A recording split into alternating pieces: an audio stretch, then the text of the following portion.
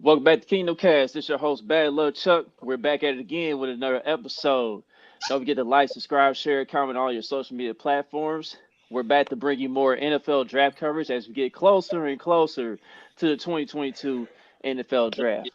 But before we get into all that, let's introduce the panel here. The top middle of the screen is my guy, Country. Top right hand corner is our homegirl, Kylie. Bottom left hand of the screen is our guy, Boogie. And we bring back another special guest that used to be on our pod. I know the last time we brought him in here, we was talking about Demarcus Robinson, saying that he was ready to have 1,000-yard season, and that didn't work out too well. And then of course, Not this guy. right. And then we talked about some other stuff too. I think What's we talked up? about some NFL draft too. So we like to bring him back. We like to bring back Daniel Harms of RGR football. Dan, how you doing, man? Right now is the grind that just never ends. I find myself falling asleep on the couch at random times during the day. I just feel like I'm only watching film, and then I just fall asleep. Like that's my life right now. So you kind of like me in a sense. I sometimes be falling asleep on the couch on accident because you get too comfortable just sitting there for a while, and it's like, okay, I don't want to get up anymore. Yeah, my daughter's So down late for a here. nap. I'm watching film, and all of a sudden, boom, done. Yeah, that's happened numerous times. So yeah, man. Before we get into all the subjects and everything, just gonna go ahead and get this out the way real quick. Rest in paradise to Dwayne Haskins. Unfortunately, he got hit by a car. The story behind that is that he had ran out of gas and he was trying to get gas for his car and he got hit. It's unfortunate events. I felt like he didn't get much of the opportunity in the league. First of all, people was making controversy of him because I guess maybe some of the antics or whatever, but he got drafted in a poor organization, first off. And then when he got to the Steelers, I was like, all he needs is just another opportunity, and I think he can make something out of it. And he died so young, and he never got the opportunity to, redeem himself from that aspect. Um, then of course there's some controversial tweets. I know Adam Schefter said the way he worded his tweet was controversial. Gil Brandt got on there. He sounded like a goofball as far as like how they talked about Dwayne Haskins. But I just want to say rest in paradise to the young man, and I want to get everybody else's thoughts on the unfortunate event that happened yesterday. Um, Gil Brandt was definitely worse than Adam Schefter. Uh, Schefter, he could have just left that part out. It wasn't incredibly. It was bad, but it wasn't true. It's true. He was kind of struggling to catch on and stuff, but at that time, he didn't have to say that. He didn't have to put that in there. And then when he revised the tweet, it looked it looked how it was supposed to look.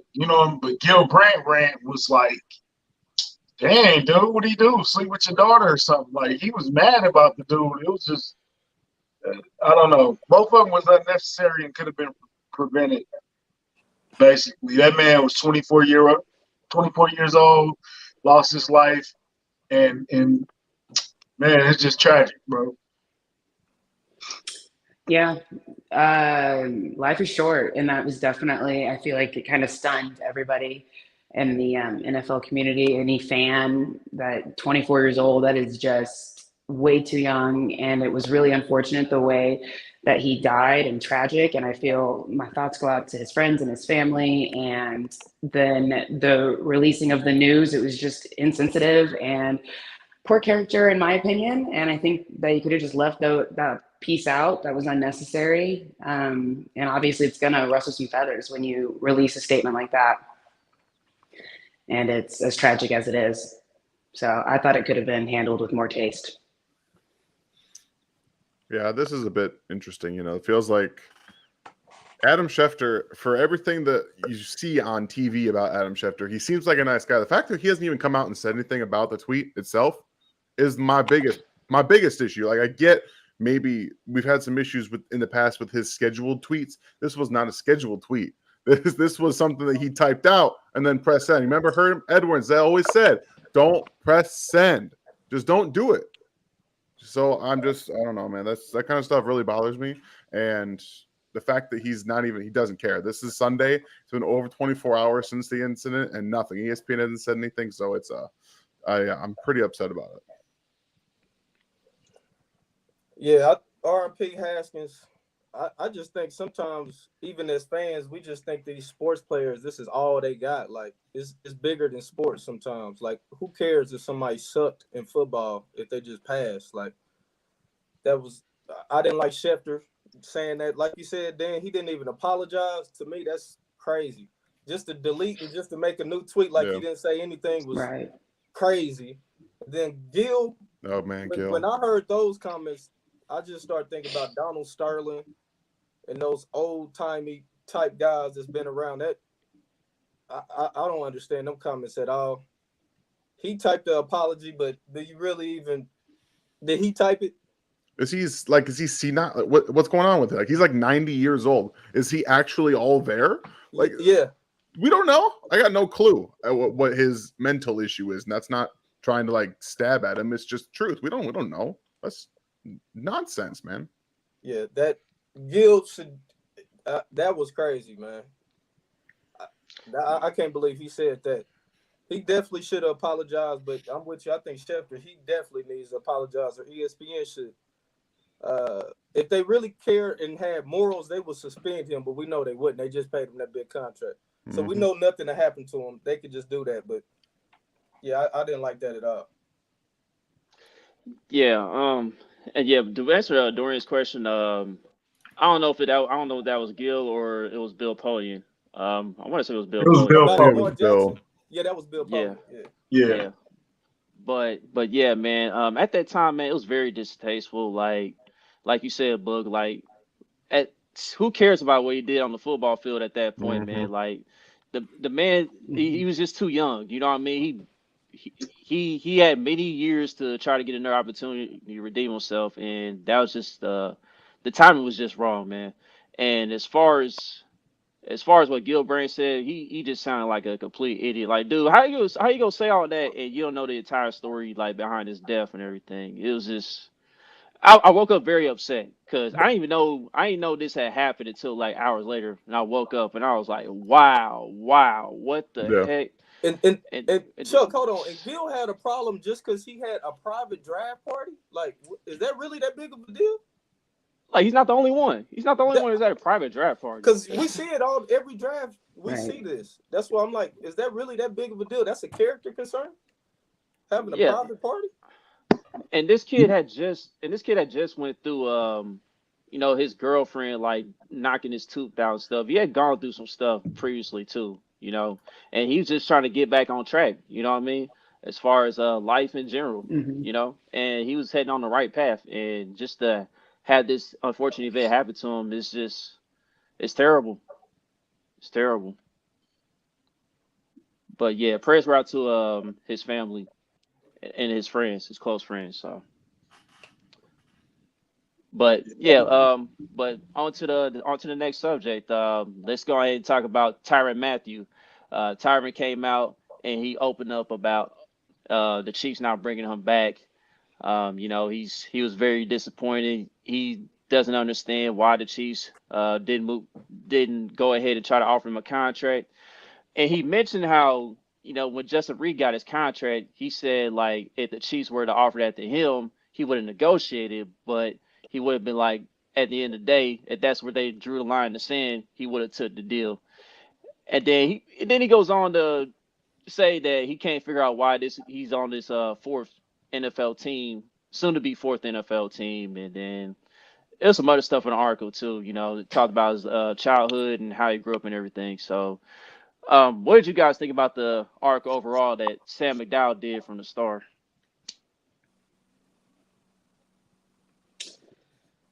I didn't read it because Casey Story, you got to pay money to read their articles, and they don't do a great enough job for me to be reading their articles and paying for it. So I didn't see it. I just seen like the highlights. Clearly, he thought the market was going to be something that it wasn't. Or clearly the Chiefs want to move on, or they want to get him at a certain number. I don't know. I don't think it. I don't think there's gonna be any Tyrann Mathieu news until after the draft.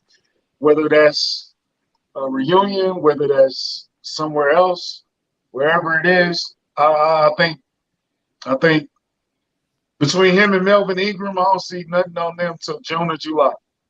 At this point, like it's they just out there floating, and they'll be out there to the right name or the right paper comes across. You know what I'm saying? So. Yeah.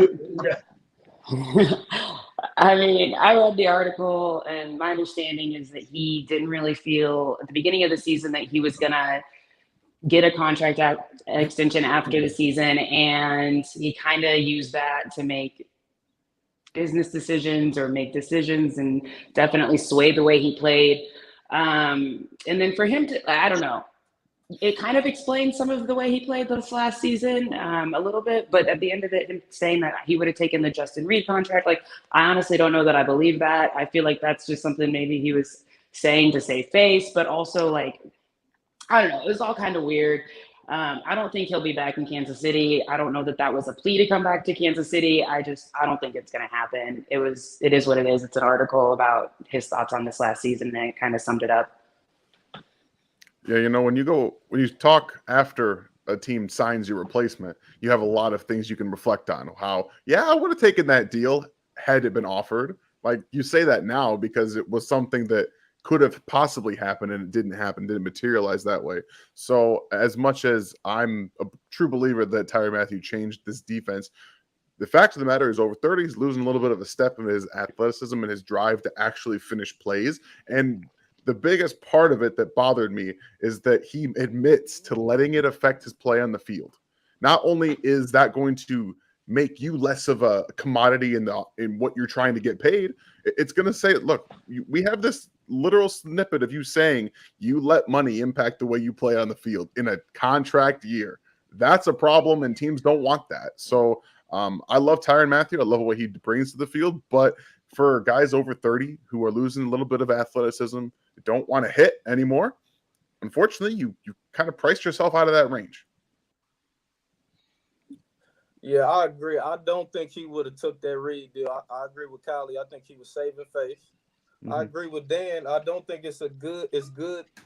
I mean, we like when athletes open up and don't just give us cliche answers. But that's not a good look when he's saying he's taking business decisions. But I also think he's just losing a step too. I think he lost a step. And I think it is what it is. I mean, social media, you see they was talking about social media too. You can't say that is not affecting the Chiefs. Like, all year, pro-Tyrann people was saying, oh, you think they really care? They do, man. They cared about that. And that's the reason they didn't even offer him a contract. I mean, 4 teams. This is going to be his 4th team. We're talking about all decade, all pro player about to be on 4 teams. It's a reason for that. And it keeps popping up. And it's going to happen wherever he goes next. It is what it is. He's a good player. But it comes with baggage. I will be shocked if he comes back here. Yeah. I think the Chiefs made it very clear that they're not gonna bring him back. And he kind of had an idea too, like, because in the article I read that, yeah, everyone remembered at the time the Chiefs were at the negotiating table basically with Tyrann, and they was trying to work with him on a new deal then, and they didn't get anything done. And like Dan mentioned, it did affect his play.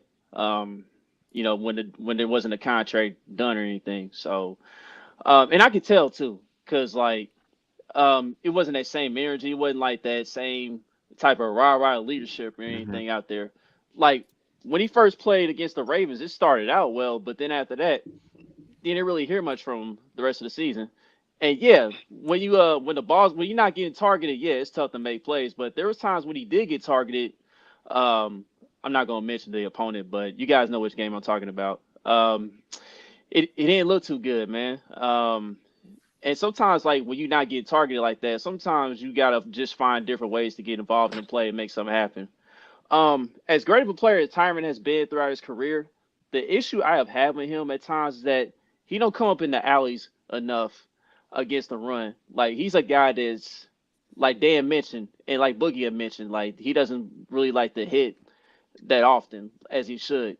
But when he's playing with that energy and that tenaciousness, yeah, he'll come up and hit at times, but he's mainly known for just being a cover safety. And there's nothing wrong with that, but there's times where the team definitely needs you to do a little more than what you're accustomed to. But at the end of the day, I do appreciate what Tyrann brought to the table here at Kansas City. And, you know, I wish him the best of luck with his new team. I mean, that's all I got on that. Yeah, real quick, back to what Boogie was saying about like social media and everything. And I know a lot of people are like, "Oh, he's a leader in the locker room," and I'm not going to say he's not. He was a great player, and he's been awesome on the Chiefs. But how can you continue to be a great leader in the locker room when you're crumbling to the pressures of social media on a daily basis? Like, is that not going to ripple through your locker room or ripple through your leadership? Like, if you're having all of these fighting all these demons outside of the locker room, it's gonna come. It's got to creep in at some point, right? I don't know for sure, but it just feels like you can't juggle both and keep them separate. Yeah, and I asked you guys this in the chat too. When this article came out, I was like, is Tyrann's bipolar personality affecting him to the point where teams are just like, nah, we're not gonna keep you, you know, we're gonna let you test the market and wish you the best of luck. Like, is his bipolar personality kind of affecting him in that way, as far as him becoming a journeyman in this league so far? Probably a little bit. I think that's one of the biggest reasons that, like you know, like Clay was talking about, if you are letting little people who don't know you, that don't have any impact on your actual life on social media, get inside your head on a literal daily basis, I can't see how you can continue to bring that energy every single day in the NFL. It's not the same thing.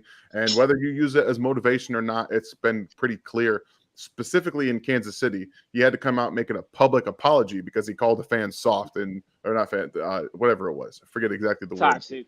Toxic. Yeah, there it is. Toxic. Exactly. Yeah. Like you think that's going to play well everywhere? Like that would happen this year.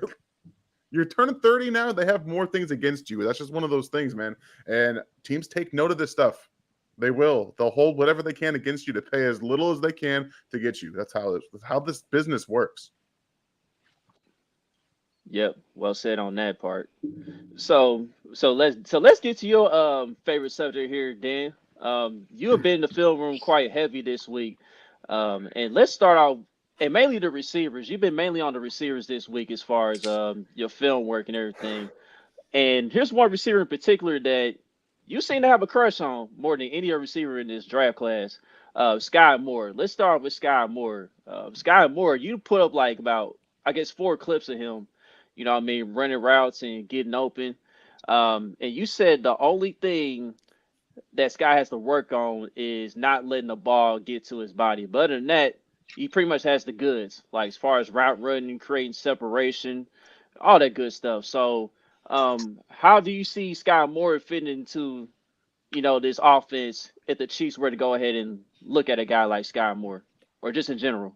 So one thing about Sky Moore typically is when I'm posting stuff on Twitter, it's just because I'm watching, and I'm one of the only people that finally got some all 22 on him. I haven't seen much across timeline, so I figured I would just start putting some clips out. Everything, the reason the Chiefs love him is because he just gets open. Like, he's not a huge guy. He's not all that fast. His game speed does not reflect his 40 time. I promise you it doesn't.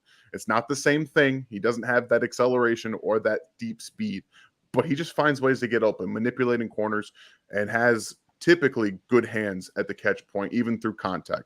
But that being said, he's not somebody you can draft in the first round. I don't even have, one second, I'm pretty sure I don't even have him in my top. He's not my top 5 of receivers. He's probably around 9, 10, just because there's a lot of really high floor things without much ceiling. He's a guy who's going to come in, be what he is now, and I don't see much more room for improvement. So you can only do so much with that. But if the Chiefs were to draft him, I feel like that would be a replacement for a Juju Smith-Schuster, a guy who you can put in the slot, who can create separation over the short intermediate parts of the field that doesn't need to be schemed open. He can create a little bit on his own, but he's not going to be a huge yak threat. He's not going to be a deep field receiver. But that's more of what I see now. And there's reasons that players like Antonio Brown get drafted in the 6th round out of small schools that end up blowing up. You never really know. That could possibly happen, but I don't see that really happening with Moore. I do like him, what he brings, but I wouldn't draft him in the 1st round. I'm with you on that for sure. Now I see Dorian made a comment, said it could be like a Julian Edelman in the That's offense, maybe. like that's kind of what Yeah. you're looking at. He's a possession guy. Yeah. He has some wiggle, but he's not gonna be a deep down the field kind of guy. Like that's just what he is. Like I said, I liken him to Juju Smith-Schuster in this offense in that regard. Okay, so go ahead, Country. So Dan, you think that the Chiefs have changed up their approach to the wide receiver room? They've been drafting a lot of big guys lately, big, quick guys. You think they've changed their approach? I'm in the opinion of myself is that Andy Reid is seeing a shift. Like he saw the shift earlier in his tenure in Kansas City. He tried to start to bring in some guys with speed, and he attacked the league with it. The league said, okay, fine. You want speed? We're going to just make sure you can't throw it down the field. So Andy Reid says, okay, I can't throw it down the field now. I'm going to take Tyreek Hill. I'm going to trade him away. Now, this is my own little conspiracy. It's not super big brain. I don't think you can say, hey, let's trade Tyreek Hill away and then just start to get different on offense. I don't think you can realistically do that. And I don't think that was what they thought when they traded away Tyreek Hill, just try to big brain this and make defenses stop giving us 2 high safeties. But I think it gives them an opportunity to change a little bit with that. You have bigger receivers now. Yes, Mark Valdez-Scantling has deep speed, but he's not a guy who's going to create separation on his own naturally. Like that's just not what he does. He's definitely more of a deep threat with now improved hands at through contact and at the catch point. Juju Smith-Schuster has been proven to be a guy who can win some 50-50 balls and has a bit more strength over the middle. We know Travis Kelce can do it. He's done it forever. Jody Fortson, a guy who emerged last year as someone who Patrick Mahomes seemed to want to throw into more of those situations. So it seems to me that this is an opportunity for Andy Reid to look at how defenses are playing them, know that they're going to typically put more coverage guys in, and corners just aren't as tall as receivers. So if you get bigger than they are, and yes, you still have that ability to throw the ball down the field, you add some guys in Juju Smith-Schuster and hopefully McCole Hardman who can create over the middle of the field with Travis Kelce.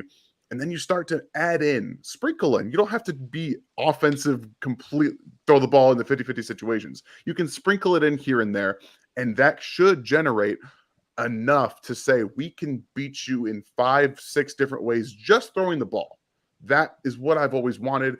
And when they drafted Chris Conley, a guy who set the NFL Combine record it was like 3rd in the NFL Combine in his his jump, and then you want to make him a possession receiver, that hurt me. It hurt me greatly. And I want them to throw the ball in a little bit more situations, let guys go and be a bit bigger and catch those balls. So that's my own personal take on what's happening a little bit here with the opportunity that Andy Reid has in front of him.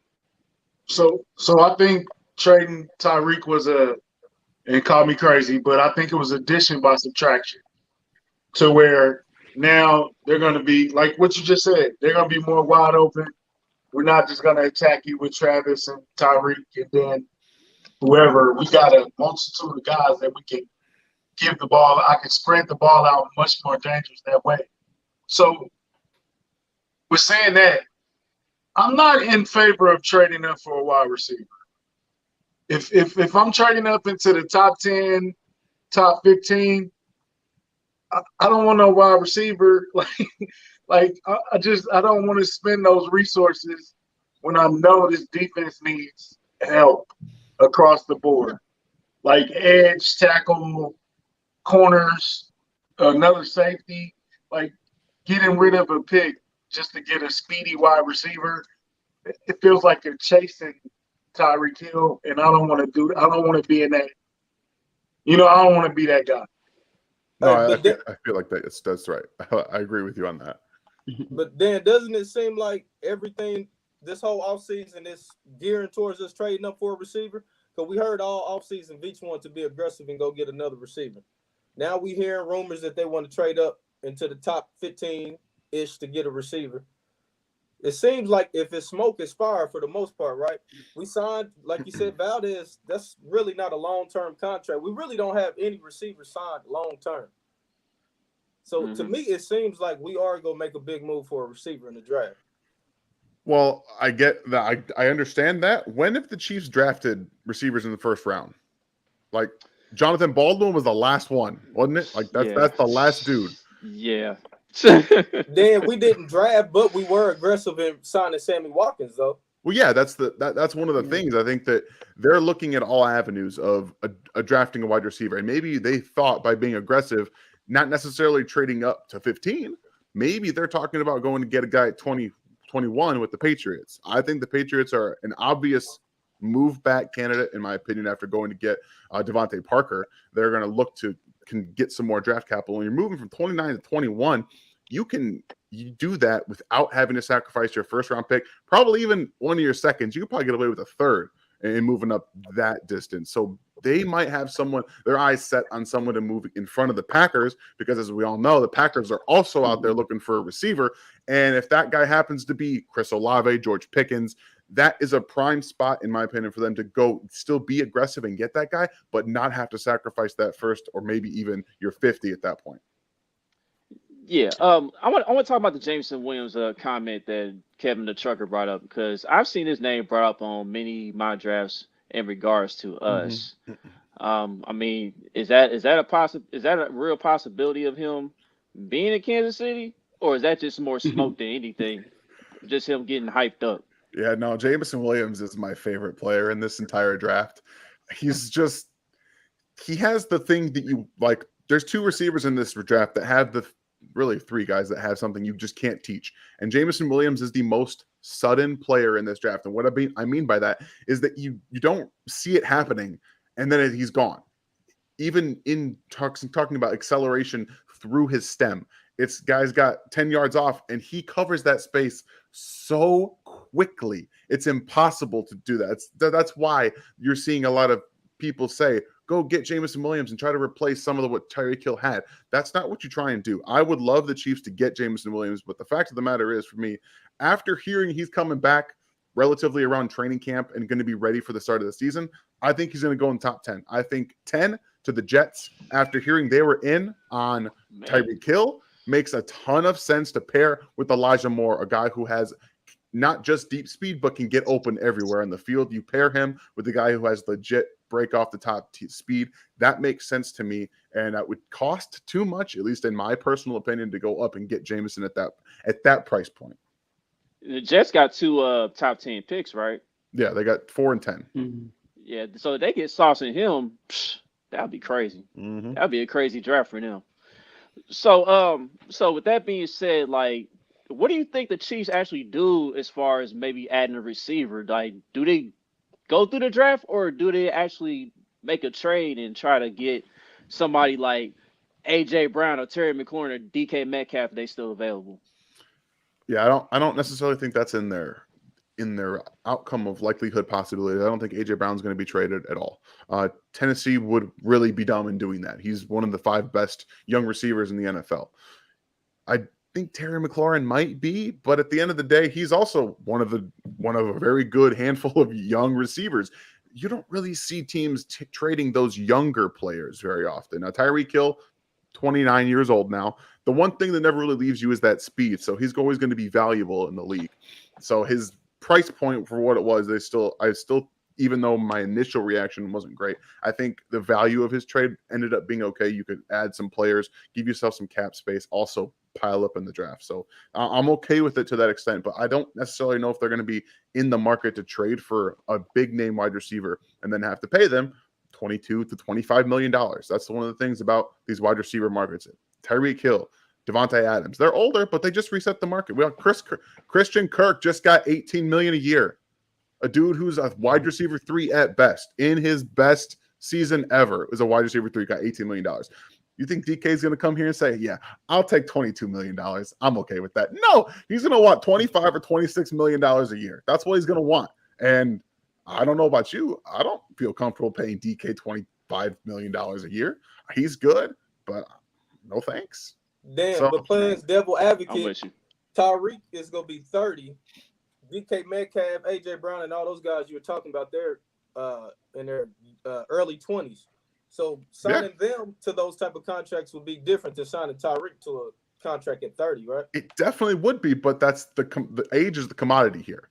Teams want that age. They want the not in Tyreek Hill and Devontae Adams' case, because when you're top 2 receivers in the NFL, teams tend to look left when you're about 30 plus. But when you're younger, we say, we get these young guys tied in. The next year, 2023, is that quarterback draft. Maybe we're not great this year.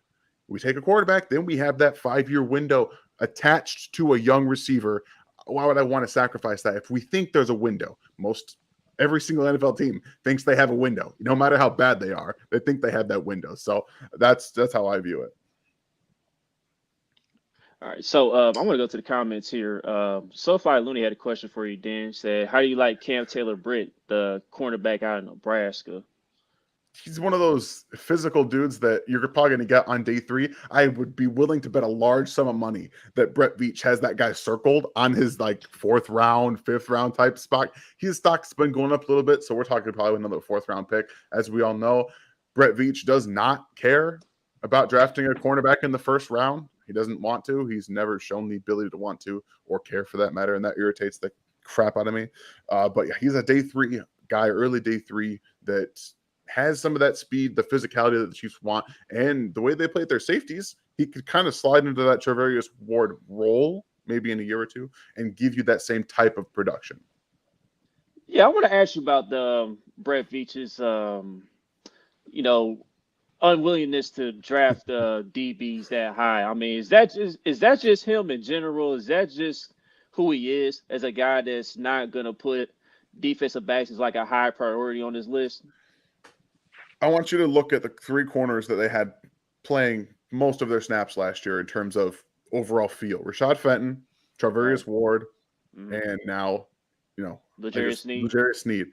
He is so confident in his ability to scout corners, which I can't really argue with. He's got, Sneed's one of the best young corners in the NFL, and had he played corner his last season at Louisiana Tech, it's probably a 2nd round draft pick. So he was able to find that out. Not only is he confident in his own ability to scout them, I think that he's confident with the pairing of this defense. You don't really need to have an elite corner to do what they're being asked to do in terms of coverage. You don't have to be a guy who can cover all over the field. They typically want you to be good against the sideline in a man coverage, against in press and that kind of thing. So you can find those kind of value corners just about everywhere. And since they really do prefer length at corner, this draft is not a good draft for length at the corner position unless you're getting Sauce, who's he was made in a factory. They just said, we're going to give this dude size, speed, athleticism, and length, and we're just going to make him. That's what happened. That's what he is. He's built perfectly for the position, especially a press corner position. He's built perfectly for it. And there just aren't many guys in this draft class that have over 31-inch arms. That's the bar. And they're just not there. The guys that are best, Trent McDuffie, Kyler Gordon, and Roger McCreary, these really good coverage corners, are 29-inch arms. So it just doesn't work out in the NFL, man. It sucks because these guys are really, really good. They're really smart, and they're not going to be a Chief because they don't have long arms. And unfortunately, that's really required in the NFL. You don't really see many all-pro type corners, Pro Bowl type corners with sub 31-inch arms.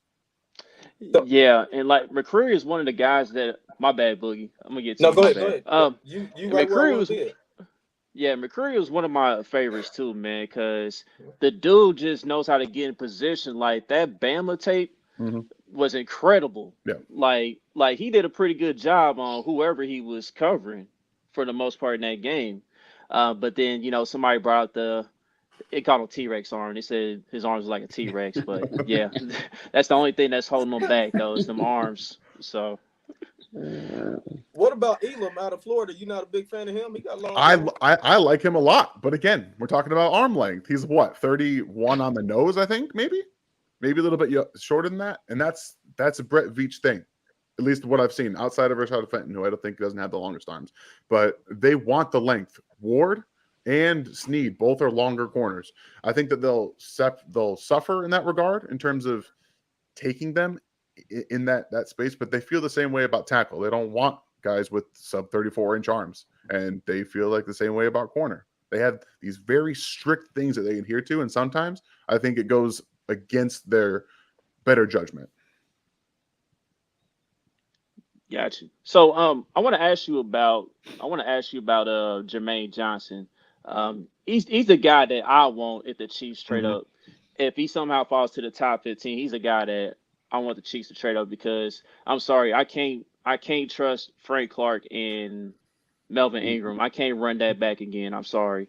What do you think about Jermaine Johnson as far as his impact and what he could bring to a team overall?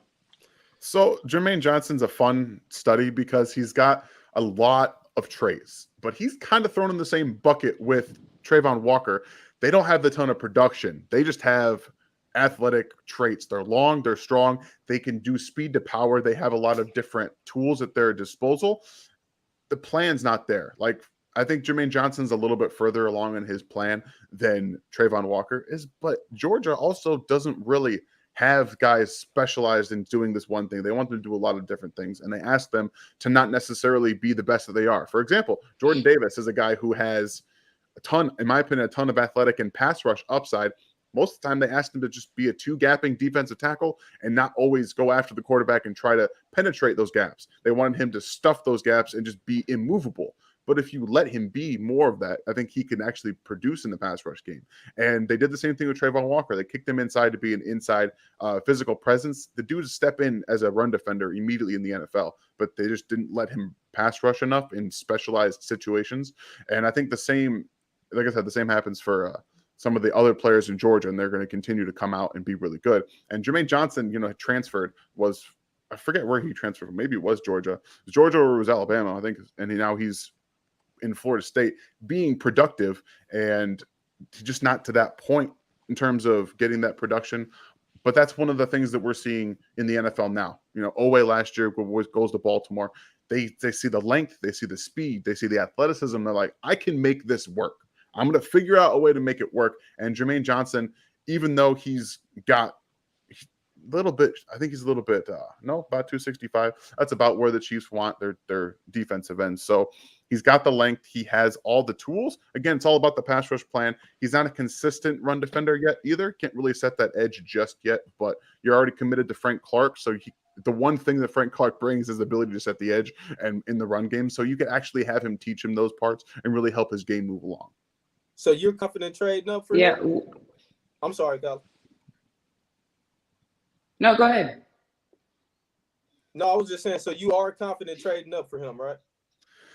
If they're going to get somebody, I would be more comfortable with Jermaine Johnson than trying to replace Tyreek Hill. If you chase Tyreek Hill, you got some problems. But if you go and try to get a defensive end for the future in that regard, I like the idea of Jermaine Johnson. Yeah. What are your thoughts on Boye Mafe? I'm a big fan. Yeah, I was curious to see what you'd seen. I like Boye Mafe. Like, I like the player that he is. He's like 24 years old, though. He's a little old, and that bothers me. Just like, it's one of those things, like you have a song in your head that you can't think of, and it bothers you. That's just one of those things that sticks in my head about him, is that he is 24. He has a ton of raw attributes in the pass rush game, and he wasn't really used as a run defender at Minnesota consistently. I think that he has the requisite ability to be an edge defender at the NFL, all three downs. It's about finding the consistency in his game, understanding to set an edge. Like there's a defensive end out of Penn State, Arnold Ebiketie, who has length, has strength.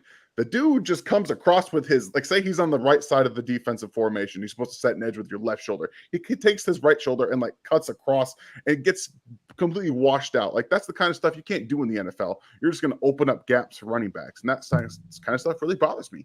But Mafe has the understanding and the know-how to do a lot of things. And I think he's more advanced as a pass rusher than a Trayvon Walker. And in some regards, as a Jermaine Johnson. But being a run defender in the NFL is even more important to some extent, because you have to play those first two downs. And unless you're drafting a guy to be a pass rush specialist, like at the end of the first round, I don't know yet. I want him. I like him at 30, like that's where I would feel comfortable taking him. It's a bit of a reach, but again, he's not going to be there at 50. So that's probably Right. where I'm at with that.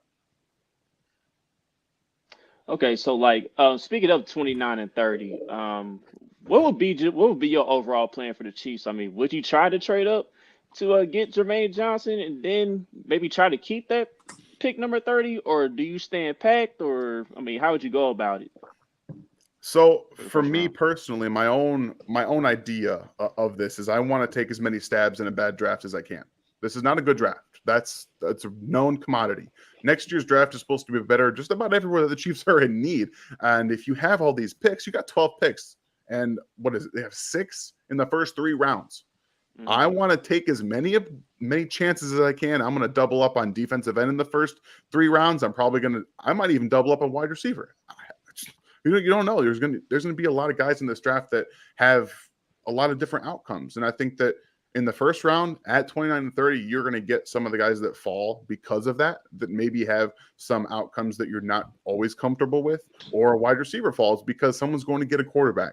We don't really know with this terrible quarterback class how many players are going to end up falling because of that. So you have to, in my opinion, I would much rather take as many players in the top 3 rounds as I could and get as many guys to stick as you can.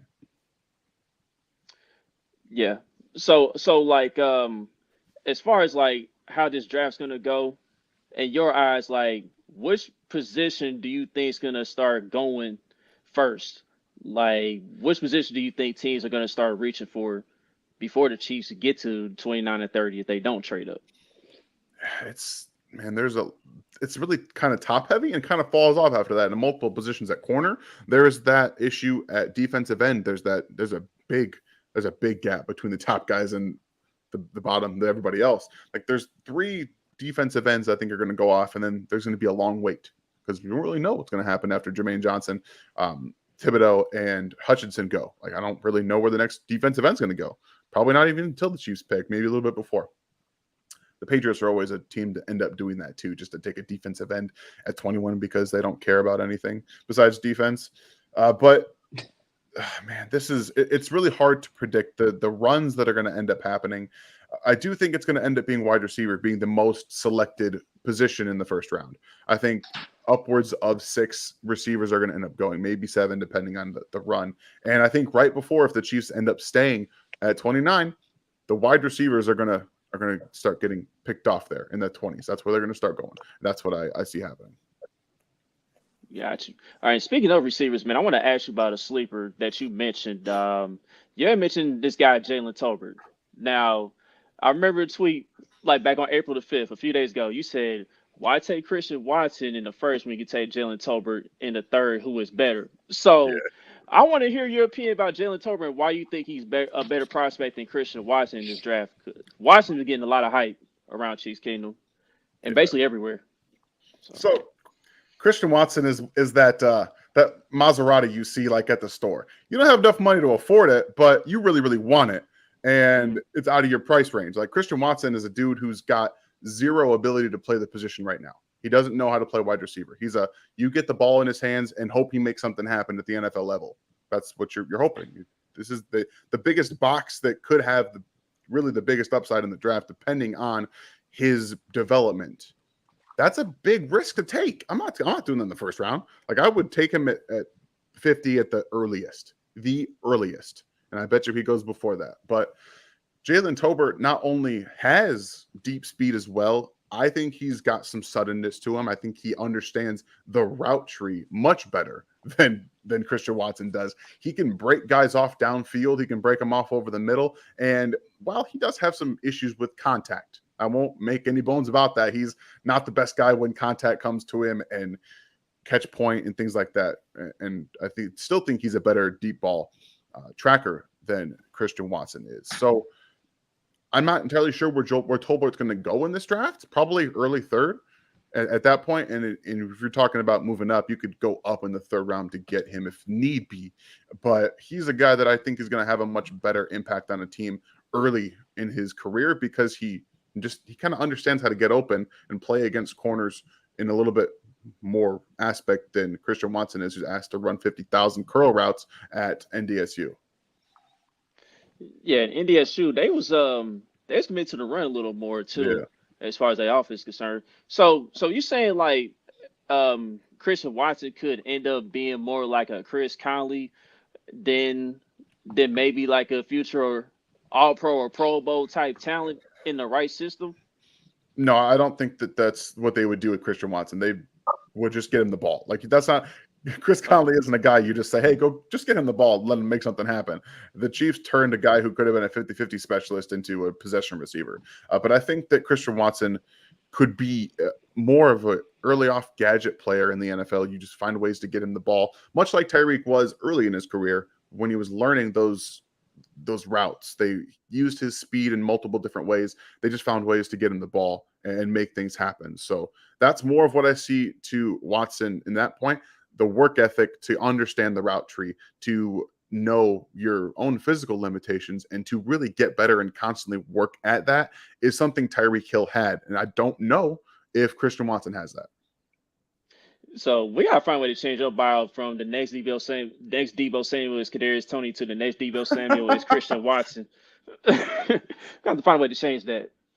You know, I was just saying something spicy.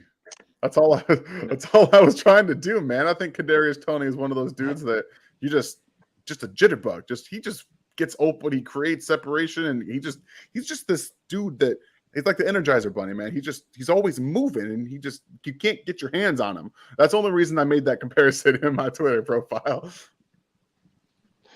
Yeah, I found that pretty funny. Hey Dan, you know my favorite player is George Pickens.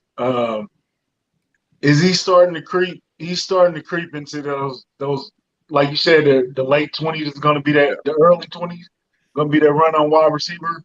He's starting to creep up into that era. Would you move up for him? Or I think because the Packers scare me, and I think they want Pickens, and they need exactly what we need too. So they just really scare me. Would you try to jump them?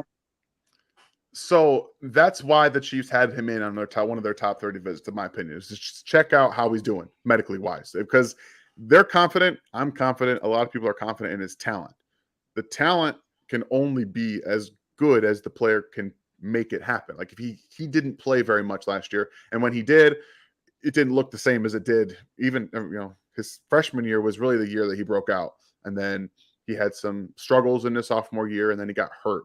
So if you're confident in the medicals, then yeah, I think you probably go get him above the Packers. But again, this depends all on how the wide receiver board falls. If I'm wrong and the receivers don't start going off, then you can probably wait a little bit, see what ends up happening, and then move up if you need to do so. But Pickens is probably going to be a guy that goes in the first round. I think the dream at 50 is dead. And if they're lucky, the Packers won't take him at 22. But if you feel the need to go get a guy, I don't have any issues betting on George Pickens. I'll just say that. What do you, and we talked about names. They brought in a guy for a visit, Eric. I'm not going to even try to pronounce his last name, but he looks interesting. In that who's your late round gems? A guy that he's good. He probably don't have a lot of tape, but he got the potentials there. Let me pull up all my players here, if I have any sleepers down here. I mean, when we're getting down to the day 3 guys, I'm not hugely into that part yet. I still had to do this year. I got tasked with offensive weapons, tight ends, running backs, and wide receivers. So I've been trying to get all of the top 3 round guys. I think they're going to go in there. But I know that Ryan Tracy is a big fan of Jarrett Stearns in the later rounds. I'm not there yet with him. I just don't see, out of Western Kentucky, by the way, if you guys didn't know, I just don't see it there with him. I think Romeo Doubs out of Nevada can be one of those probably later rounds. I think he's fallen quite a bit. Draft Twitter seems to be higher on him than I think the NFL will be, but he's one of the bigger body types, like 6 foot and above, that has some deep ball attributes. I think he can be a steal in the late rounds. He does have some speed. he has got some consistency issues with the deep ball. Like he doesn't track it all the way, which is some of the problems you're going to find with the smaller school guys. That's just kind of how it works out. But Dobbs, or however you say his last name specifically, he can create some separation. He's not the best after the catch, and that's something else that I've noted on his tape. It's got some work in progress. He has some attributes that would make him a guy that can create some separation and create after the catch. It's all about developing that hip movement, your hip flexion, your ankle flexion, being able to anticipate where the defenders are coming from. That's why you see George Pickens, all over the timeline. He can kind of see where they're coming, like Travis Kelce does. He knows where everybody is, everybody at all times, and he can find ways to get around, even though he's not a yak guy. He just finds ways. Pickens is like that in a sense where he can see, like use his peripheral vision and use the flexibility he has in his legs, his hips, and his ankles to just get out of people's way and create yak that way. I think Dobbs has some of that, but it's all about refining it. So he's a guy I do like on day 3 that has some possible upside. So you're doing tight ends. What tight ends you like? You like Likely, Ricker? Yeah. Is that how you pronounce it? Man, I have Isaiah Likely as my tight end one right now. Like, I really like what he could bring in an offense like this, like what Travis Kelce does. He doesn't have to be the best blocker, but he has a lot of athletic traits that I value, and I think that he can actually play downfield. A lot of these tight ends can't do that, and most of them are big bodies that don't have the consistency to play downfield. I think Likely can do that. Hey, Dan, before we got Justin Reed, we were seeing a lot of mock drafts give us drafting Daxton. Mm-hmm. You said we don't draft corners. Do you think it's still possible they grab him? He can play in the slot? Right now, I don't see that as a possibility because of the way that the NFL values slot corners. He's going to be pegged as a slot/safety, depending on how teams view him. If they view him as a safety, it might bump him up a little bit. But if most of the teams view him as a slot corner, I think you could actually target him in the second, because I think he's probably going to drop, even though I personally think he's one of the top 20 players in this draft. If you see a team that targets him as a safety, then he probably goes at the end of the first, in that 25 to wherever the Chiefs are. Maybe that's somewhere the Chiefs trade back if someone's trying to get him. But if the Chiefs value him as a third safety slash corner, maybe he goes at 30. It's depending on the board. It's definitely within the realm of outcomes, I think. Well, Dan, like right before we let you go, man, 'cause I know you pressed on time and everything. Name one guy that somebody's gonna reach on and that's just not gonna live up to their potential in this draft class. George Karlaftis. He is going to be that dude that somebody, I pray he goes in the top 20. I do not want to see Spags like somewhere in the draft room, like calling or out of the draft room, calling Brett Veach saying, dude, this is my guy. He's got the arms. He's got the power. I feel like this is a Spags pick if he would be anywhere near the Chiefs. And I don't see him being able to produce consistently in the NFL. He's like right now, Frank Clark. I think that's his within the realm of outcomes. Not even maybe the pre-Kansas City Frank Clark is possible for him. And even it's a stretch. I'm not taking him in the first round. I think he's got some of the most bust potential in this draft class, especially where he's being talked about being drafted. My guy, I'm glad you said that. Because Karlaftis, I did not like the film on him myself. I've seen comparisons of him being compared to Ryan Kerrigan. And then, like, there was, like, in the big games specifically, he didn't make much of an impact. He was getting blocked easily, like against, let's say, Ohio State, for example. You know what I mean? I didn't really see him make an impact in those games for real. So, Karlaftis, yeah, I definitely want him to get overdrafted. I don't want the Chiefs near that guy whatsoever. Mm-hmm. So, I feel you. He's better than Bo Callahan. Didn't nobody come to his birthday party?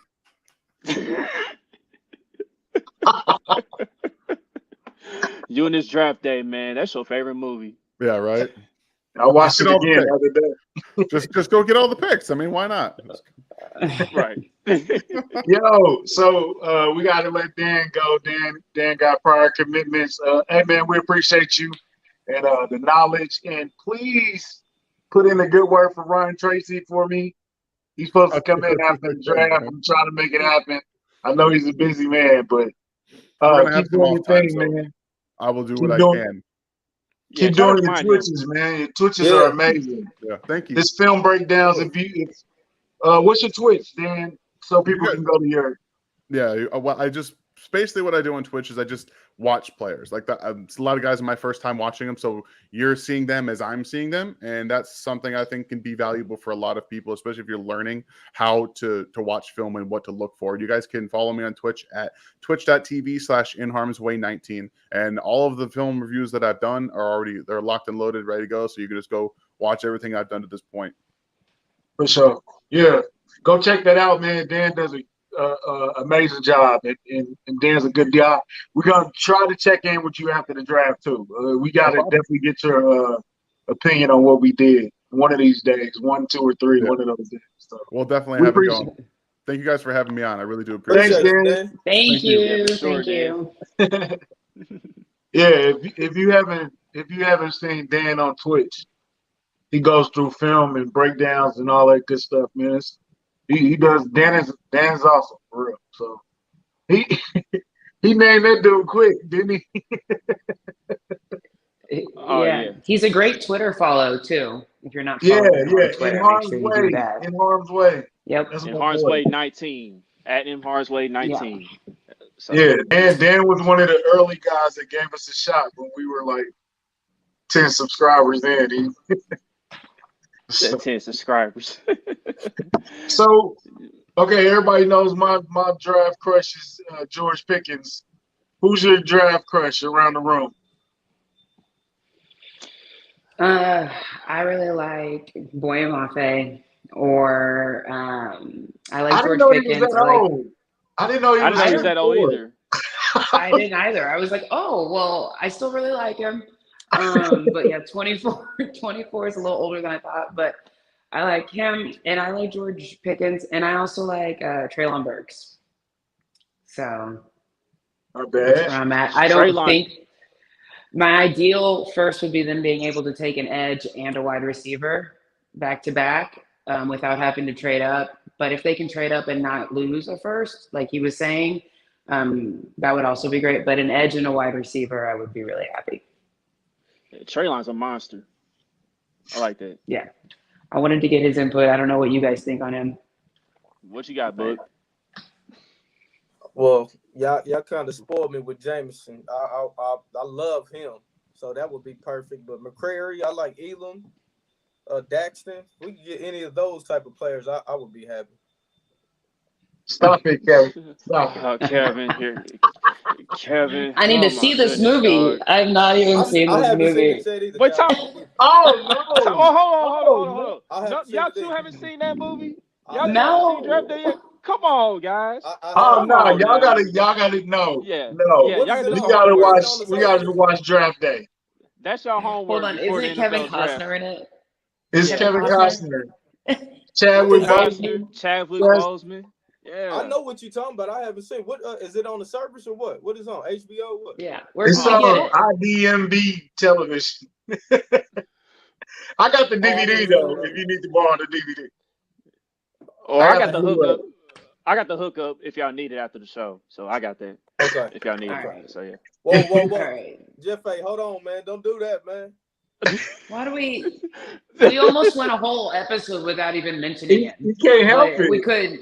gotta get that in there. Who's your draft crush, Chuck? All right. It's probably between Jermaine Johnson and like Boogie said, Jameson Williams. Those probably the main two right there.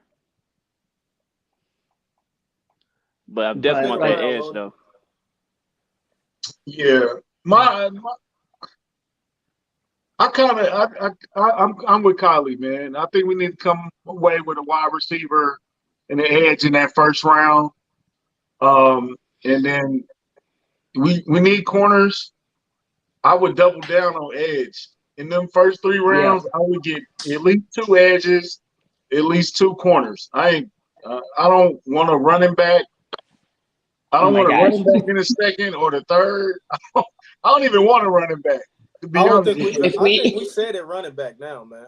I think we cool. Yeah. You know what I'm saying? Like, I see a lot of people like Bryce Hall. A lot of people like the kid from Missouri, Yeah, Pierre Tyler Beatty, Strong. You know, Kenneth it's I some know. good Walker, I Kenneth think players, you know, Walker. but Yeah. if we I get a don't running back know. in the first 3 rounds, Chiefs Kingdom will erupt. Uh, Or at yeah, least I will. Clyde was just practicing with Mahomes, man. I think we want him. We think less of him than the coaching staff. I think they still like him. And like you said, mhm. they Yeah. got Rojo. I don't think they think of running. Okay, so And we brought back Gore, right? Did I Yeah, see that? Yeah. yeah, yeah, Yeah, Yeah. we So did. we're good. We did. We're good. okay, McCall Hardman. I, Mm-mm. I, okay, out of a pure fan, out of pure fans' perspective, McCall, we just want to see you working out with Mahomes. We just want to see it. I think if people just see it, they will let it go. But at the same time, like Boogie always say, playing devil's advocate, he doesn't have to. This isn't mandatory. It's not in his contract that he has to work out with Bobby and Mahomes and stuff.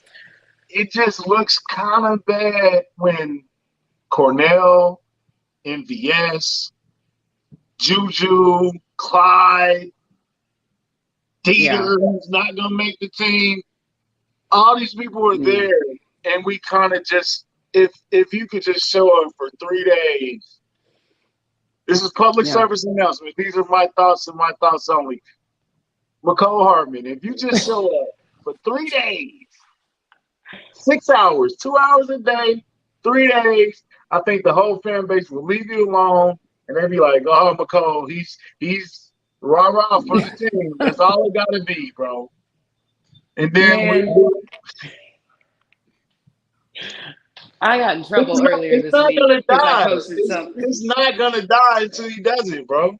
It's not gonna die. Man, I posted something earlier this week about this, and I had people all in my mentions upset with me. They were like, they deserved some time off. And let me just clarify.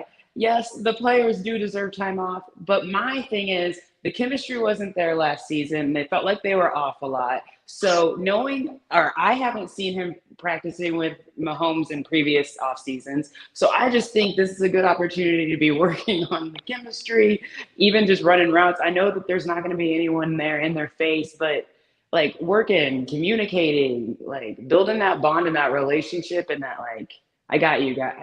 Like that's what I want to see. He can have some time off. I definitely plus, agree with you with the chemistry. But like you said, I'm gonna play devil's advocate. You know, athletes have their own what they do in the off season. He improved last year and he wasn't with Mahomes. He took a step Yeah. last year. People don't want to give him credit, but he did take a step. So who's to say he won't take another step this year doing the same thing he did last year? And to further that point, he is working out in Florida. It's not like he's just laying around. Right. He does work out with a guy in Florida. You know what I'm saying? It's just We still want to see it, man. it's Yeah. the photo op. It's for the photo op. We just want to see you in there working with Mahomes. That's it, bro. It's nothing against you. I'm not gonna feel slighted because you know what McCall doesn't do? He doesn't skip OTAs. He doesn't Right. skip minicamp. He doesn't skip anything that he's supposed to be. He's not big time and all that. He's there every day.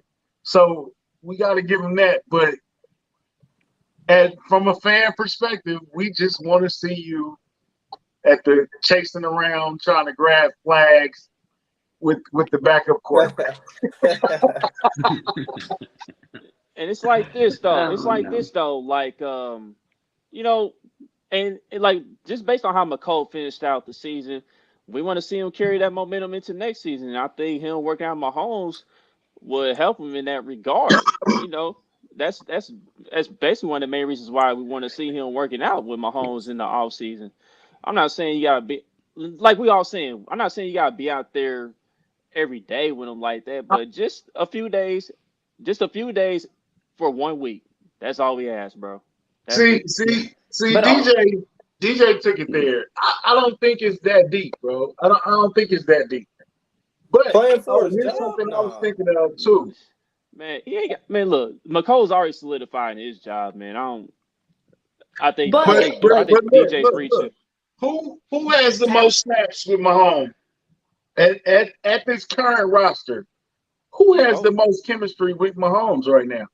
McCall. McCole. It's McCole. Yep. By miles. You know what I'm saying? So because Yeah. I want him there too, and I was kind of being selfish about it. And then I'm thinking like, well, Juju need that more than McCall do. MVS they need this. You know what I'm saying? More than McCall do. And I'm gonna be So honest. I don't think McColl's gonna stay with the Chiefs after this year. I don't think they plan on signing him long term. So I as can't long see as Really? it. he takes that next step, he's like 1,000-yard receiver.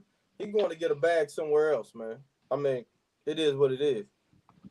Yeah, I agree with you on that, but McCole got benched. He stepped up towards the end of the year. McCole was one of our best players, man.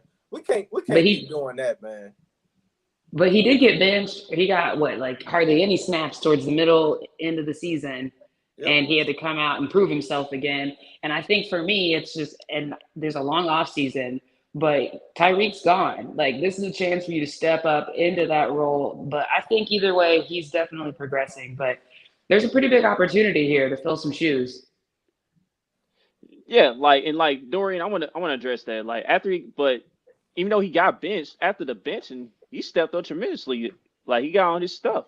You know what I mean? So we just, but like I'm just saying, like in the contract year, I think you would want to try to do everything possible to continue to improve your craft so you can actually get that bag. You know what I mean?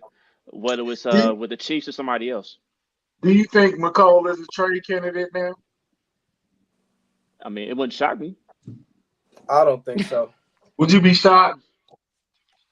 I'll be a little surprised if I, McCole got traded. I would. I would be a little surprised. I would be a little surprised. Because why trade him I right would be now when we can just surprised. let him go and get a comp pick next year? Like, Yeah. he can get I picked just up think next year. like we said earlier, the wide receiver room they're building now is much bigger, more physical, more quick guys. Does McCall fit that profile? You know what I'm saying? He brings something that nobody else there brings, though. And that's the other point. You feel me? Like he brings something to the table that ain't nobody else gonna bring. He's still fast. Like, are You we know what sure I'm saying? Valdez is better than McCole?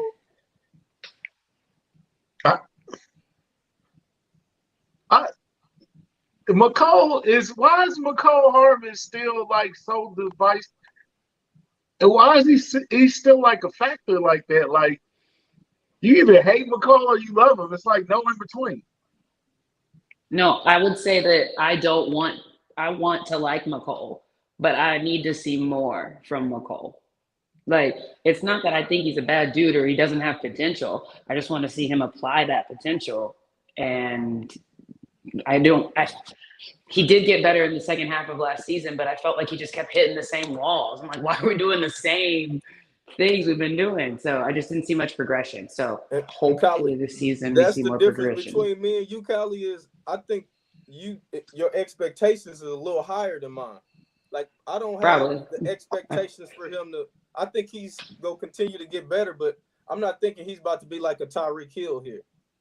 No. Like, I think he's a little bit under 1,000 yards at his best type of receiver.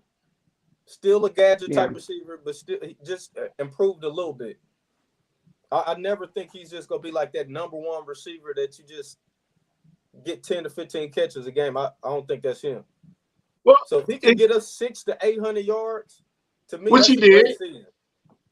Yeah. If you look at him as a wide receiver 3, he don't disappoint you at all. If you look at him properly, Right.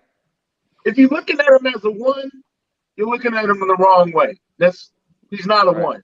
Yeah. Mm-hmm. Or 2, if you look at him as a 3, he actually exceeds your expectations if you look at him in the proper context of what he is.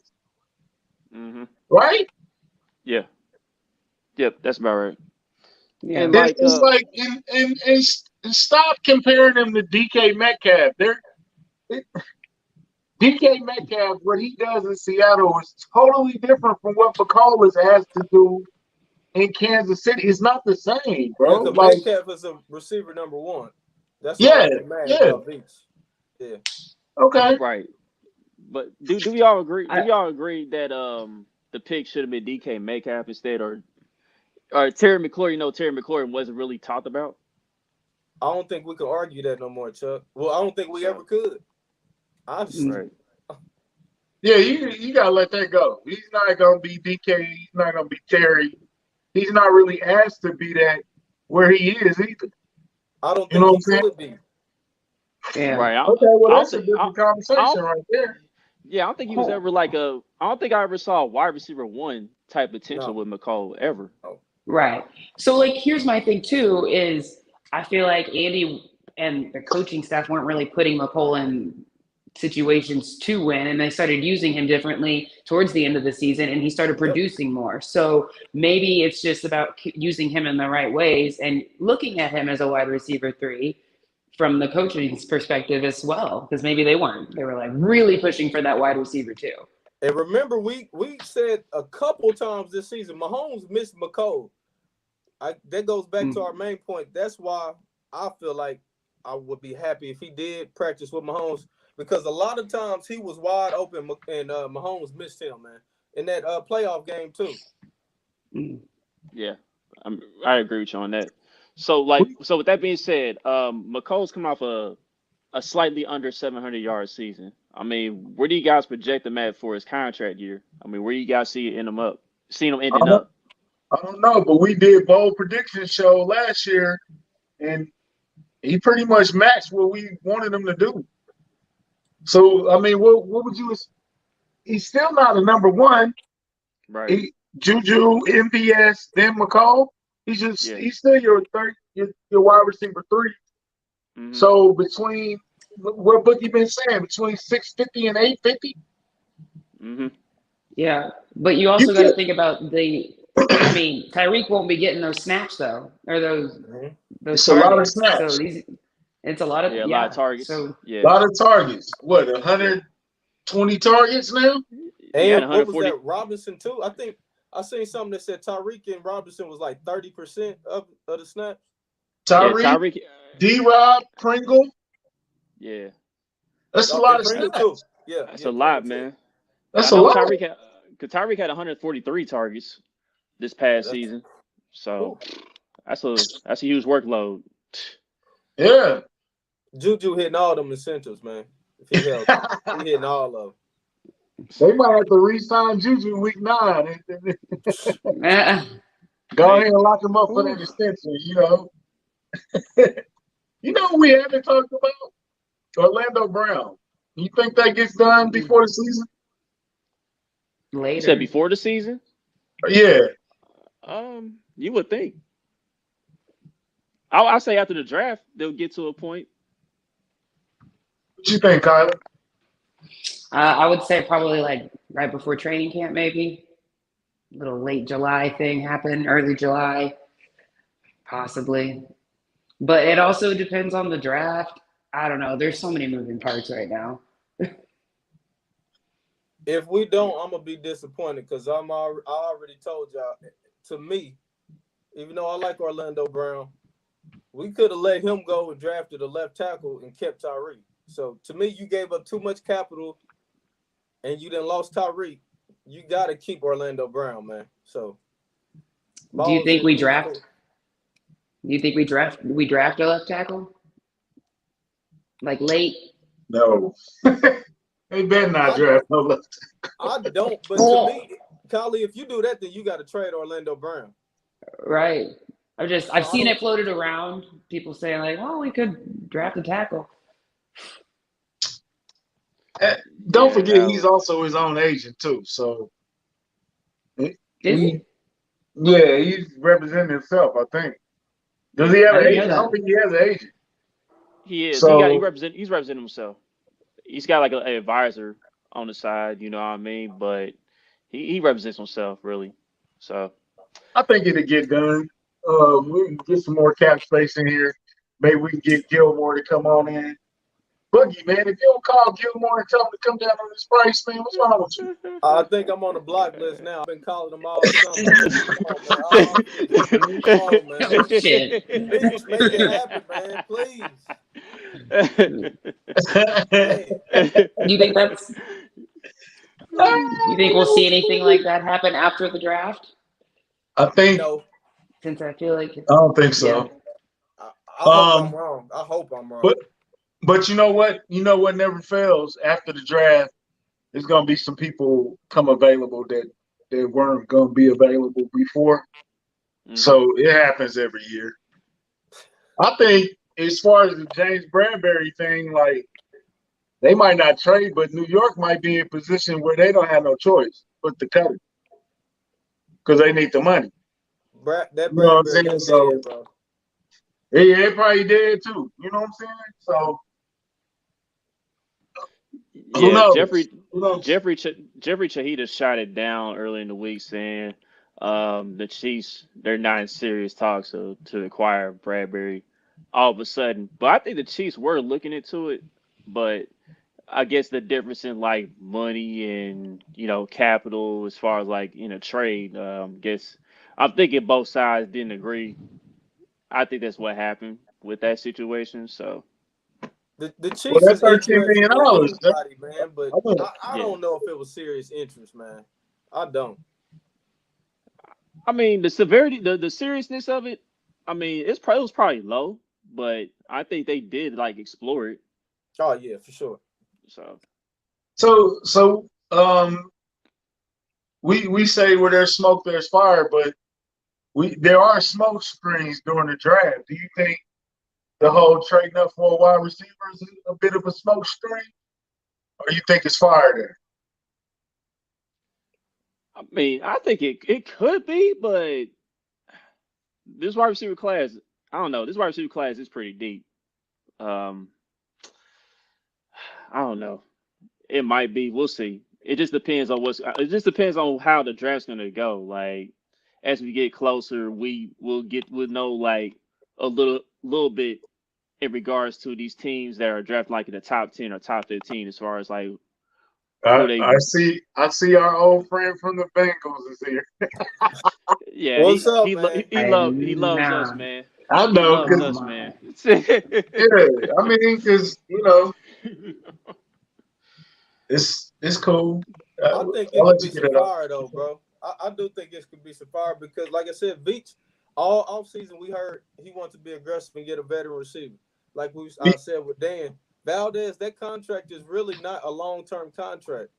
Right. None of them are. See the numbers. That's what I'm saying. So really, next year we don't have one receiver under contract for real out of our top 3 or 4 receivers. So why would they not go get a receiver that's gonna be here long term? To me, I think it's some fire. No, I don't think we're not gonna get it. I think we're gonna get. I actually think we're gonna get a couple wide receivers. I'm talking about the part of trading up to get them. Like I know Beast don't like using all his draft picks, but we got 12. I would use 8. Do we have 8 spots on this roster? Do we have spots on this roster? Yeah. You said with 12 spots? He said 8, right? I said 8 out of the 12. Oh, yeah. Because, I mean, we're not going to use all 12 draft picks. Let's be real. I mean, no, we're not going to use all 12. Some of those are definitely getting moved, for sure. I would do my trading up in a second. My voice. He said if James Winston past 10, I'm with you. I'm with you, bro. I won't be mad at all. No.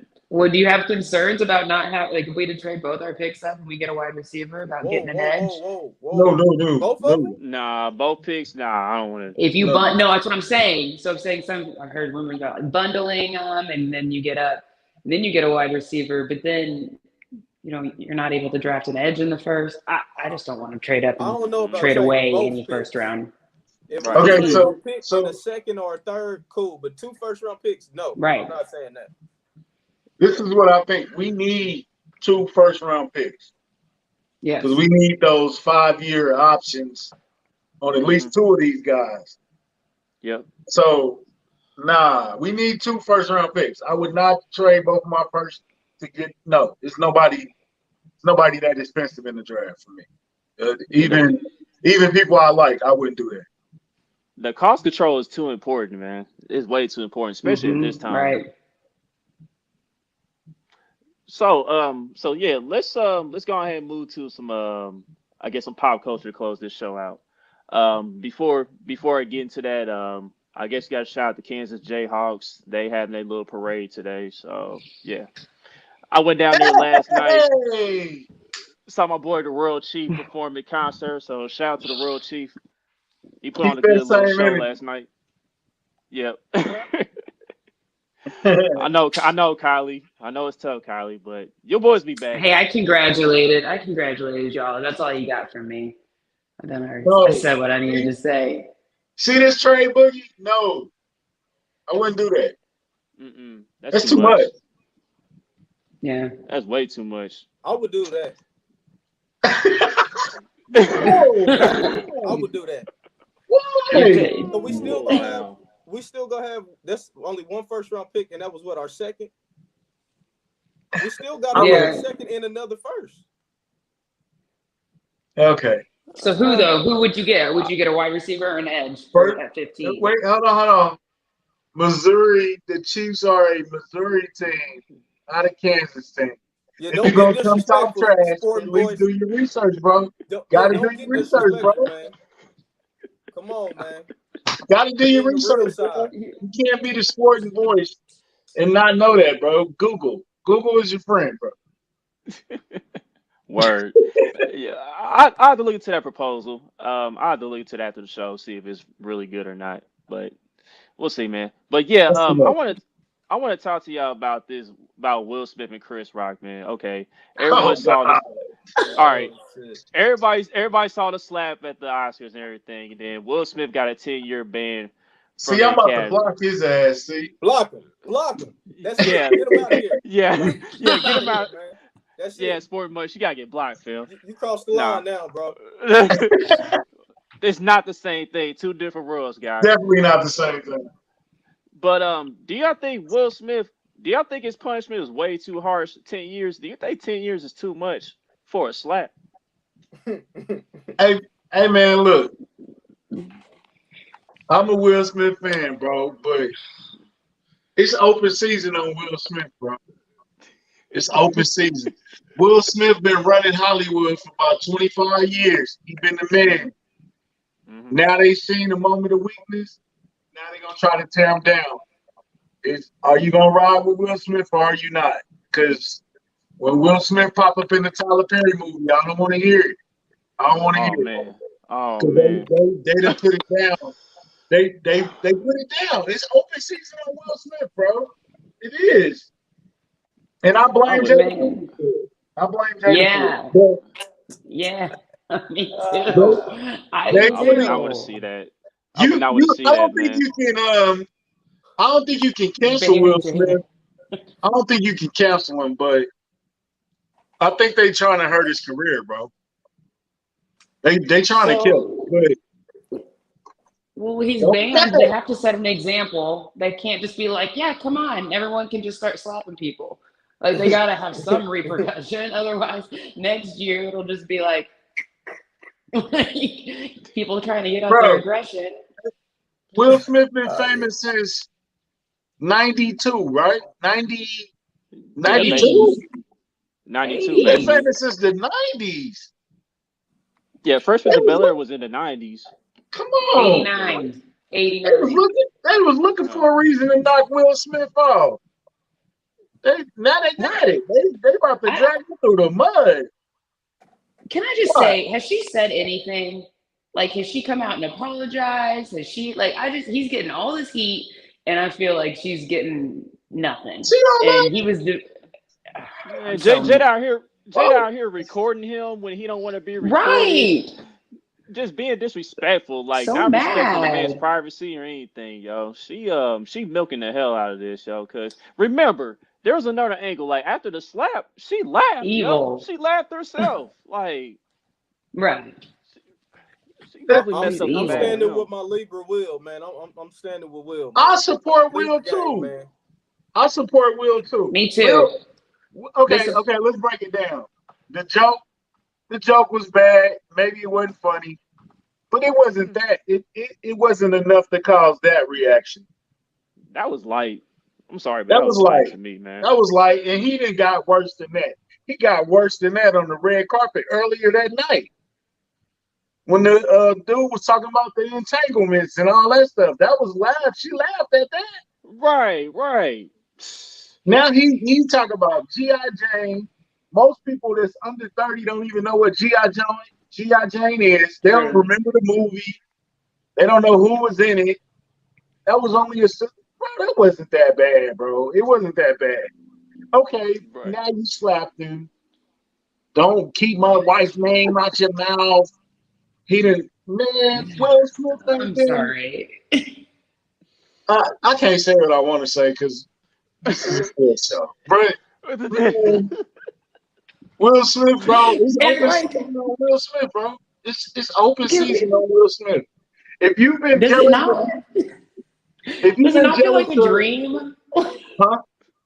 I'm sorry. It just doesn't feel real. Like the whole thing is still crazy to me. Like I try to like think about it, and you're right, it is open season because he slapped him at the Oscars on stage. Like the thoughts that had to go through his head to get to that point, like it's crazy. And I do support Will Smith.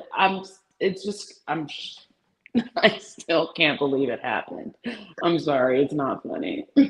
I thought it was fake at first, and then it wasn't real till he sat down, and then he was yelling. Then it was like, oh, okay, that wasn't fake. And Chris Rock was like, bruh, like you ain't supposed to do that, bruh. You. That's why Chris Rock ain't saying nothing. He know what they about to do to Will Smith. They about to drag Will Smith, bro. They about to drag him. Telling Yeah, you. man. And Will's had projects on hold now. Netflix done held some projects. I know somebody else done held some Bruh, projects from Will Smith it's now. open season on Will Smith, man. Will Smith Hey, been famous for over 30 years, bro. hey, Everybody gets dragged. You know how they did Tiger Woods? They love yeah, Tiger Woods, don't they? They showed yeah, drug his ass through the mud when he messed up, though, didn't they? yeah. They about to But drag Will, bro. yeah, He but this can't is just like, leave Jada, bro. She got too much information. man, You here. think Oh, this bad? listen, dog. Man, What? You he Listen, think that's dog. why Like, can't she's holding leave them Jada. hostage with info? I, Like you don't think Oh, he God. could leave if he wanted to? Come on, Carly. here's the You thing. know, Here's the thing, though. Here's the thing, Jada, though. I Like, cannot. with Hollywood, man. Like, we know how some of these cats be getting these roles too, man. Like we ain't gotta go in depth and all that and everything with it. But at the end of the day, man, it's just a bump in the road for Will Smith. I mean, he'll bounce back, but if Jada don't want to sign the papers to get divorced, fine. Just kick her out or leave the house in general. You got enough money to shut get another up. crib, fam. Are you, You got enough money to get another bruh, crib, bro. Just kick bruh, her out. Just bruh. Like, bro, you keeping this devilish woman They around. all, You keeping this devilish woman around is gonna make things worse, fam. she got too much information, bro. Bro, She who about to cares at this tell. point? Dog, August Alsina just signed a six-figure book deal to Chuck, reveal all this information about her, Chuck, him, and Jada having a little entanglement, dog. Like, Chuck. Look, you ain't got nothing to and, lose. What more you and got to she lose did, at this point? and she did that while they was together. What you think she gonna do when he asked for a divorce? They Bro, wasn't together, man. Exactly. what? They was in an They had an open open marriage, relationship. Yeah. right? So you think she did that during an open relationship? What she gonna do when he try to divorce her? She gonna tell everything. bro, don't even Yeah. matter at this point. Will can tell his side of the story too. If I Cause was Will, I would play victim. I mean, I'm under you know, emotional distress. My wife crazy. She's still in love with a dead man. What am I supposed to do with this? at the end of the day, R.I.P. he didn't Tupac, choose. man. At the end of the day, oh my god, man, listen, dog. That's what's Hey, affecting this thing too. She still got Jada. She still got Tupac on her mind too. So bro, you and, get and bro, think about it. When Minister Society came out, Jada was on top of the world, bro. Jada ain't been on I top don't of know the about world in top of the about 15 world. years. I don't know about top of the world, but yeah, No, I'm in saying the in Black Hollywood, she was doing different world, Minister Society, set it off. She just ain't She, a new girls trip about to come out. there's a new man, one. she wasn't even the star of that. Tiffany Haddish, that was Tiffany Haddish movie. But we know throughout Jada Pickett's career, she's been playing these hoochie mama roles for the most part. I mean, that's her. That's her in real life, man. You know You what I guys are think it is? killing me with You this. know, I you know what I can't. think it is, bro? She has never been on, at, or close to the level that Will Smith has, and it bothers her, bro. I mean, She's never been bigger than Will, Boogie. Never in her career. I think she's content. I think she's content with that, really, because she been playing the same roles their entire career, dog. She know Will gonna get the bag at the end of the day. Was she in the But Matrix? yeah, she was in the Yeah, Matrix. I think she was as in a like role player. yeah, she was in like two other superhero movies, I think. When the So last when the last movie she made? Girls Trip? What was that? Bad Moms, Girls Trip, Bad Moms. You know what their movies No, are she was in about? that. And that was an Yeah, ensemble piece with Queen right. Latifah I mean, yeah. and I'm look, she never was in like, Nutty ooh, when's the next Professor. Jada movie coming out? That's true. She was in that. Ain't no Hey, Jada you see movie. how she did him in Nutty Professor, man? Come on, man. I was just saying, She just left him saying. too. Man, at the Oh, at the it's dirty. at the end of the day, man, I know Chris Rock. You know Stevie J wouldn't be having that evil look. You know, if he that little rat face or whatever, Man, whatever he do with Chris his Rock teeth. is a genius, bro. Hey, Chris Rock about to get close to what Dave Chappelle's getting right now, bro. He's playing it perfect, bro. And Don't say not be nothing. funny. Don't do nothing. Just lay back, lay in the cut, and when it's time to tell your side of the story, get your money, bro. When he get that bag, that's when he gonna tell it. As soon as that bag comes, whatever it's HBO, Netflix, Showtime, whoever's gonna give him the biggest bag, that's when he's gonna tell everything that happened and all that. So that's when he's gonna go in. Will Will was Will was fine when the marriage was open, bro. He was making good movies, good TV shows, and then August Alsina messed it all up, bro, by falling in love. And now look at us. That marriage should have never all the happened in the baiting a first slut. place. We might not even get a second season of Bel Air because of this. Oh Stop, no, it's man. already written. It's If already that written. happened, he need to divorce her. That's already in the That's contract. push it over the limit right there, man. That's already in the contract. That's already in works, dog. They They already already. took Bad Boys 4 from us, bro. What's next? There was gonna be a fourth. That probably was a good thing. Uh, That uh, probably They didn't need a fourth, right? I'm with you, Boogie. That's nah, we're man. good. Nah, man. If Martin would have came in shape, we could have. We never mind, man. charge that to the Came in game, bro. shape. All right. All Hey, so, right. hey, bro. It's not funny, bro. No, it's hilarious, but it might be the meanest No, tweet ever. But Hefe Casey is stupid, dog. Dog is bro, wild, man. That's wild, man. somebody said the reason Tupac did is because he was trying to get.